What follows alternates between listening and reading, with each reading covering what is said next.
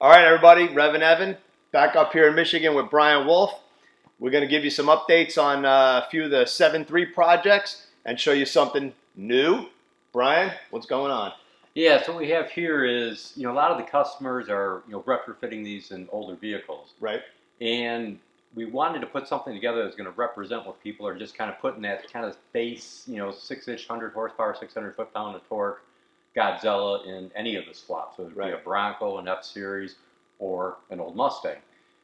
This happens to be my son's high school car that he had a 4.6 valve in. It was a Cobra clone. Right. And had an issue with the engine block and was sitting up in the garage for years.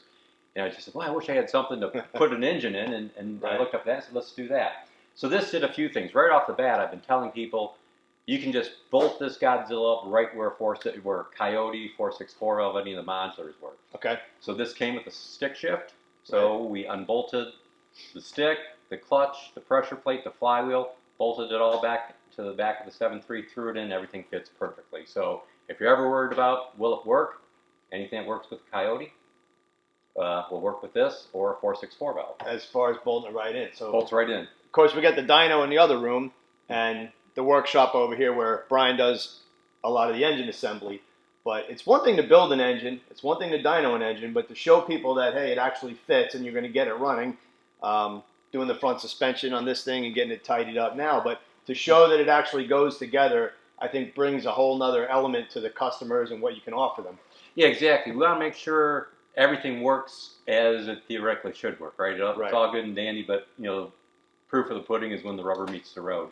So future plans for this is you want to get it running, check the OBR system out, make sure the calibrations that are going out have nice drivability. So we needed a car to do that because it's hard to do it on a water brake dyno to do a calibration. Mm-hmm. So once that's done, we're going to put a 6R in it with the US shift controller. Right, automatic trans instead of the stick. Automatic instead of the stick, because let's face it, when you go to the drag strip, unless you've got a really good, stick shift, really good clutch, it's hard to run with a good automatic these days. And if you're trying to do testing to show people what the car can do, obviously you got to be a really good stick driver. The suspension's got to be spot on. The clutch has got to be spot on. You got to hope you're not breaking axles and things like that. So yeah, it's probably way easier to go with the automatic, and it'll be more consistent for testing as far as anything you do with the engine, because an automatic is probably going to be a little, unless, like you said, unless you go to a G-force or something, a clutchless. Yep.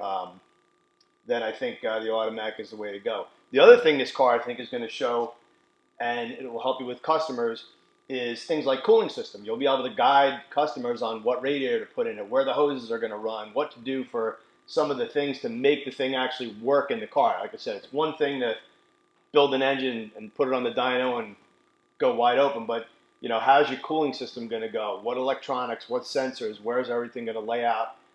Headers, things like that. Yeah, exactly. So this one we just did, what you've seen a lot of folks doing. We just took manifolds, turn them around backwards, X them out the front, and then we're going to initially just kind of loop them back and go into the exhaust we had on the car. But very shortly, this is going to end up with a set of twin 69mm turbos, Borg Warner S200s. That's what we want to hear. And, really, because again, it's what a lot of folks want to do and or are doing. Right. So we figure if we're doing something similar, it's going to be something that's going to allow us to provide the most guidance, as opposed to just on paper, but actually making it work, putting in a car, seeing what issues may arise and how to get around those. So we're excited about that. Of course, this has the full Team Z front suspension on the A-arms. Got the drop spindle mounts on it. Right. So all that's going to be going in too. So when we do go to the track, we're going to have something that we think is going to work pretty good. And we'll see how all that pulls this thing up. Unfortunately, it only has a roll bar in it. Doesn't have a full cage. So we got to be cautious on how we go about testing. Right. Well, speaking of full cages, give us an update on your black car. We'll walk in the shop and show everybody that in a minute. But what's the latest? I know you were getting pretty close to having that thing track ready. Yeah. No, the latest on that is I just kind of need a day where I'm uninterrupted. Because again, I had a few customer things that I had to get out the door. Right. That is my top priority because my stuff is got to be second. Really, my personal racing is third priority when it comes to the business. First is customer orders, getting the engines done when I say I would. and then intake manifolds. We worked with guys from Indy Power Products on some of the stuff they were doing, which again is all going to help the customer. So the car is together, the wiring is complete. We just put a wheelie sensor in as well. Oh, nice. Yeah, from Ben Davidow. So that I'm excited to get out, but I just need a day to get the car kind of tuned in a little bit with the big stuff 3 on it. Right. Make sure all that works, and then I got to get a hold of my friend Jason Lee, and we're going to go out the tracks and really getting it dialed in. But I just got to get the basics done first. So sure. Hopefully within the next week or two, I'll be able to put a day aside to myself and get that done. All right, Brian. So thanks for the update on the black car. And of course, you're getting to see the new project right here.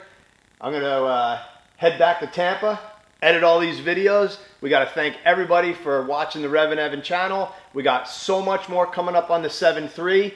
And then before we know it, Brian's black car will be on the track. We got the Cyclone project that we're working on. So Brian, thank you so much for having us up here always. And just keep checking out the channel. Thanks a lot for coming, Evan. Really appreciate it.